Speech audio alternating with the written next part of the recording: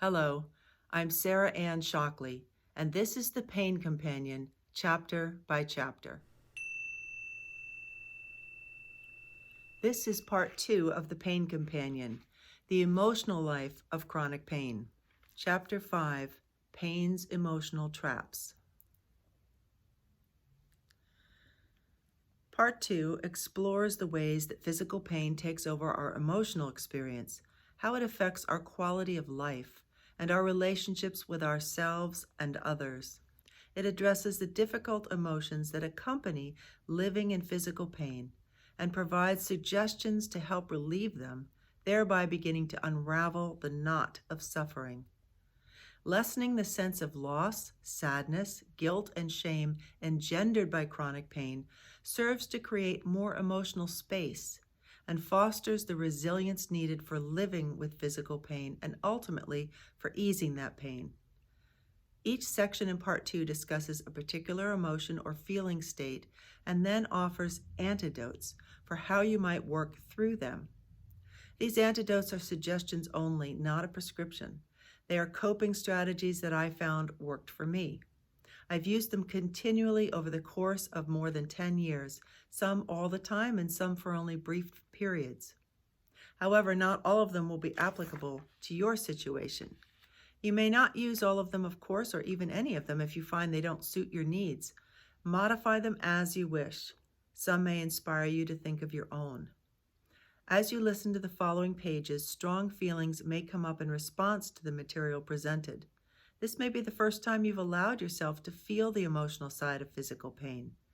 Deep feelings that are not allowed to be acknowledged, I've found, do not simply leave on their own and may be locking physical pain in place. Take it slow, be kind to yourself, and know that feeling your emotions does not mean you are creating them right then and there. If you are feeling them now, they're already present, and it is best to give them a little space to be experienced rather than to ignore them, so they can complete themselves and move on. The technique for releasing difficult emotions, which follows, can be used anytime strong, difficult, or unexpected emotions arise. So this is the technique that I created for myself when really intense emotions came up. Step 1, notice your emotion or feeling state. Notice the specific emotion or feeling state that accompanies your physical pain as it arises. This could include sadness, grief, anger, helplessness, self-pity, numbness, or a host of other responses. Just allow both the emotional response and the physical pain to be there together for the moment, and notice how they exist side by side, or perhaps they may seem intertwined. Step 2 is to feel. Step inside your emotional state, allowing yourself to feel it as fully as you can, even just for a few moments. As you allow yourself to feel your emotions fully, is your physical pain heightened, or is it diminished, or unaffected? Just notice that. Notice how they relate to each other, the physical pain and the emotional pain. Step 3, breathe from inside the emotion. Let yourself breathe into and through your feelings, continuing to notice your physical pain at the same time. From inside the emotion, breathe in and through your experience. So it takes a little bit of courage to do this, to step actually inside your emotion. Sometimes we feel our emotions, but it's almost like we're just the same thing that we do with physical pain. We immediately push them away if they're not ones that we would prefer to have. And that action of resisting and pushing away actually isn't so helpful to allow them to complete themselves and move on. So when we step inside the emotion and feel it, we're honoring where we really are. We're honoring what we're feeling. We're honoring what's there. And there's a reason that it's there. So we step in and we just feel it for a moment. And we don't have to stay there. Just allow it to be where it is for the moment. Step 4, notice the spaciousness. Still breathing in and through the emotional state, begin to notice a growing spaciousness. There is still the intensity of the feeling, but there's also the spaciousness of the breath. The spaciousness is there with the emotion, around the emotion, and infusing the emotion with breath. Include all of that in your experience. So you're not trying to change the emotion, you're just breathing through it right now. You're allowing it to be what it is, but you're introducing a level of spaciousness into it as well. Step 5, decide if you're ready to feel differently. Decide if you're ready to feel differently about your pain, your situation, and yourself right now. Don't try to resolve anything or answer all your questions about why or how it all happened or is happening. Just decide whether or not you're ready for a change. You don't even have to make the change right now. You're just deciding, am I ready to allow this to shift? And you may not be. And that's important to notice and to honor and to say, no, I'm not quite ready. You're just becoming conscious of that. Take a deep breath if you can. Release it fully. Let the emotion release as it will, subside, or expend itself for now. Step 6. Notice the change. Notice how this cycle affects both your emotional and physical pain levels as you work with it repeatedly. And again, don't try to make anything happen. This is not about doing this in order to make things change. This is to allow the comfort level to increase inside of yourself with just where you are already. It's kind of an oxymoron, I know, but it's allowing yourself to be more comfortable with the discomfort so that as you are in it, you can relax and realize, oh, I can be with this. Okay, I can be with this. I can even breathe through this. Okay, I can breathe through this. And you're not trying to push it away. That's part of our problem, is we're constantly pushing against ourselves and against the pain we're in. Right now, we're going to get to the place where we're going to start moving the pain. But right now, the first thing, so important, so crucial, is to honor where you are, honor where you're at, honor what you're feeling. Just breathe with it. Breathe through it. Allow it to be what it is. And then if it wants to change, are you ready for that to change? Are you ready for that? And just ask yourself and say yes or no. And just decide. And then keep doing this process over and over again. And you're going to notice it's going to start affecting the intensity of your emotions, the intensity of the pain. Just softening a little bit around the edges, just a little. That's all we need. All we need is a little bit of change right now. Because if there's just a little change now, that means there can be more change later. So in this chapter and the following 7, we're going to work deeply with the difficult emotional states in how they arise and how to work with them when they do. Chapter 6, Guilt and Shame. It doesn't make logical sense that we would feel guilty about being ill, injured, or in pain, yet we often do. Our modern culture puts a premium on keeping up, carrying on, being strong, not complaining, and towing the line. We leave almost no room for the body's need for rest and true refreshment and relaxation. Even our vacation time is short and filled with activity. We do not have a philosophy of regular downtime dedicated to physical regeneration or of the natural daily cycles of rest and quiet that support true wellness. In fact, it is almost a sin to do nothing, to step out of the constant stream of work, entertainment, and busyness. We worry that if we allow ourselves to withdraw from activity and participation in the game of life for more than a very brief interlude, we're simply not good people. Good people take short breaks and then keep going and keep trying. They never give up and they never say die. When we are forced to stop and rest due to physical infirmity, therefore, we often feel bad about it.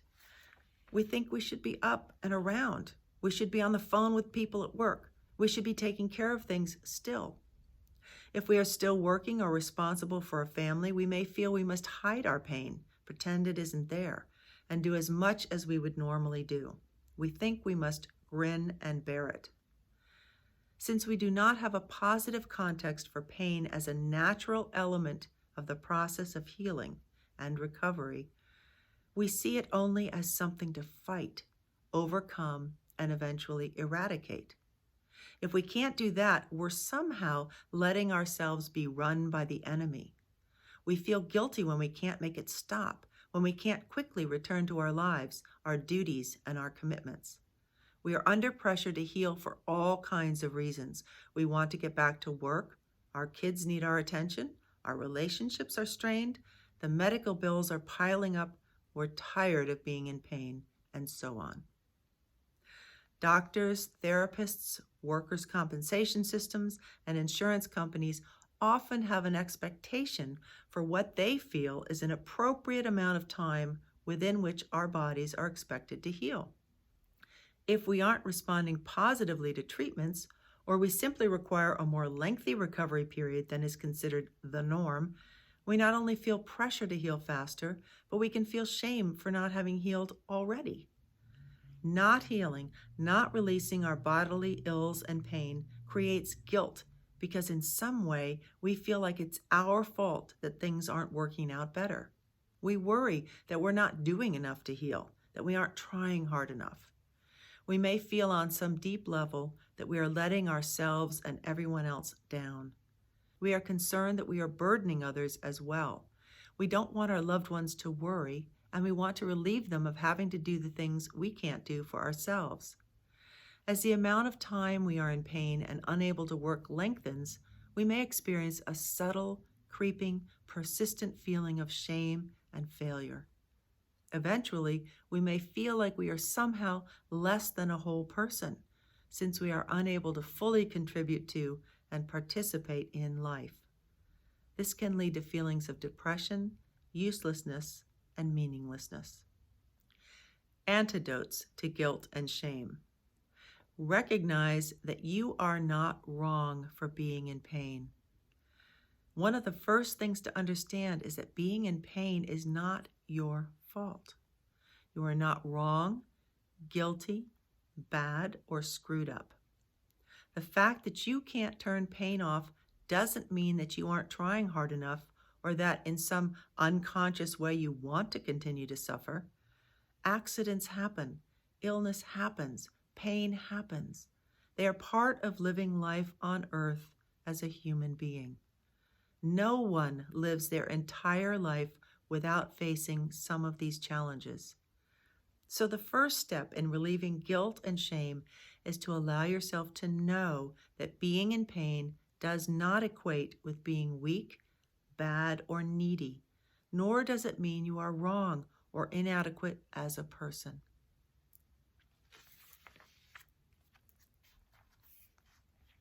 Remember that you are not on anyone's timetable. As much as we want to be promised a time frame within which our pain will cease, and we want to be able to promise others that we will be fully recovered by a certain date, the truth is that our bodies are on their own healing schedule, which can't be forced. Pain keeps its own timetables, and no one has the ability to read them completely accurately, not even your doctor. Right now, take a deep breath and then release it fully, letting go of the need to heal by a certain date. Pain will stay as long as it needs to, and your job is to learn to listen and respond to your physical and emotional needs. Let go of the pressure you are putting on yourself to end the pain right now, this minute. You simply can't force healing. It's not productive and leads to resentment toward others who are trying to help, toward your own body, and toward yourself. Be a little kinder to yourself. Relax more. Allow yourself to be right where you are right now. Then decide to give your body the time it needs to truly heal. Drop the guilt about needing help. While in pain, your ability to handle the everyday tasks of life is automatically compromised. It's part of the package. First, recognize that if you're in pain, you need help. The kind of help you need may be physical, such as shopping or rides to the doctor, But you may also need emotional support in the form of a shoulder to cry on or someone who will just listen to you vent for a while. Everyone has times in life when they need to depend on others for help in various forms and to varying degrees. This is your time. Be as grateful and gracious about it as you can be, but drop the guilt about receiving support. It turns out that most people are happy to help. In fact, they feel better about themselves after they've helped someone else. I had to learn not only to ask for help from friends and family, but that it was okay to ask strangers to open doors, pull out chairs, carry groceries, or reach for something out of range. If it's really hard for you not to feel guilty about asking for help from others, make a pact with yourself that once you are well enough, you will repay others directly in some form, or that you will find at least one other person in need and contribute to their well-being in whatever way you can. Make lists of people you can call on. When we're in pain, everything is more difficult. Do yourself a favor, and when you've got a little bit of energy, make a list of friends, family, and professionals and their contact information. This list will include people who can potentially help you when you need it. Subdivide your main list into 3 shorter lists, A, B, and C, according to people's availability. A-list people are those you feel you can rely on to do their best to be available for you as often as possible. It includes best friends, close family, and any others who are able and willing to do physical tasks as well as to provide solace and companionship. B-list people are friends, family, neighbors, members of organizations that you belong to who have offered to help or who seem like people who could help on occasion. C-list people are backup people to call on rarely or only in a pinch when you can't reach anyone else. These might include those who are usually too busy with kids and career to be helpful, but who might be able and willing to make an effort in an emergency. When you're in deep pain, down in the dumps about your situation, or both, these lists can be an incredible life raft. Just knowing you have them is an emotional boost. Also, having others to call outside of your normal helpers and caregivers, often family, can give those people a break they may well need. There may also be nonprofit organizations in your area that can meet some of your needs at little or no cost. Ask for help clearly and honestly. Ask for help you need as clearly and honestly as you can. Sometimes shame and guilt about needing help makes us reluctant to ask, so we mask it. Either we don't ask, or we ask in such a roundabout way that it feels manipulative, can be annoying to others. For example, if you need a ride to the doctor, don't call a friend and casually mention that you have an appointment next Tuesday and you're not sure how you're going to get there, hoping they will offer. It's much better to be upfront and clear about what you need. Simply ask if they are available and willing to give you a lift, and give them an accurate estimate of how long it will take. This gives others an opportunity to say yes or no clearly, and it shows respect for them and their time. Most of us remain vague about our needs because we're afraid that people will say no. We don't want to be disappointed. We don't want to find out that others aren't really there for us. When you're in pain and in need of support, however, it's important to get over these fears. You'll find out who is available and who isn't. Don't blame those who are unable or unwilling to help, and do be appreciative of those who are. Receive financial assistance graciously. Some of us feel guilty about receiving financial assistance when we need it, whether from family, government, or other agencies. One pervasive perception we have in our culture is that people who accept assistance are mooching off society. This can make it uncomfortable when you find yourself in a situation in which you must rely on outside financial help. It is, however, part of the natural give and take of life. Sometimes we put our money in the collective pot, and sometimes we need to draw money out. If you're receiving government assistance, you've been paying into the system for the duration of your work life, and it is supposed to be there for you when you need it. If it's charity, then the money has come from people like you who willingly give to help others. If it's from family, accept what is given graciously and with gratitude, and do your best to repay it if and when you are able. Stop making other people feel better. Let go of needing to make other people feel emotionally better because they can't make you feel physically better. This advice is for your immediate family and friends, but it also extends to your doctors and therapists. They may have a desire for you to get better that puts unintended pressure on you to heal more quickly. While it's only natural that others want you to heal, it is not your responsibility to take care of them emotionally. Making other people feel better can take the form of A, not expressing what you need so you don't burden them, B, downplaying your continued pain so your doctor or other caretakers feel better about the job they're doing, or C, attempting programs or exercises that you're not ready for because you are responding to someone else's urging or avoiding blame for not trying harder. The best remedy is to remain clear and honest. As appropriate, tell people, this doesn't work for me. I'm not feeling any improvement. I'm not ready for that yet. Please respect that I am doing everything I can to heal, and it will take the time it takes. The best thing you can do for me now is trust my healing process. Know that healing is your current job. Being in pain from illness or injury, you may not be able to work to your full capacity, if at all, but this doesn't mean that what you're doing at this time is not important. What's true is that your current career has shifted for the moment.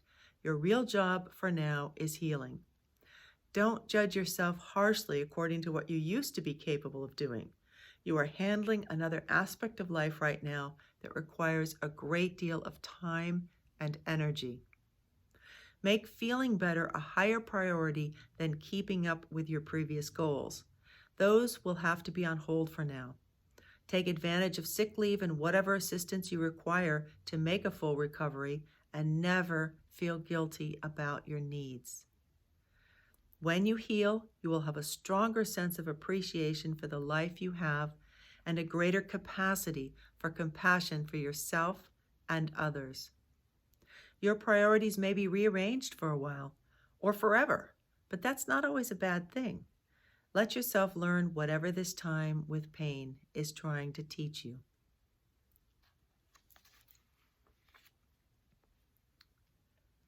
Summary: you are not wrong for being in pain. You are not on anyone else's timetable. Drop the guilt about needing help. Make lists of people you can call on. Ask for help clearly and honestly. Receive financial assistance graciously. Stop making other people feel better. Know that healing is your current job.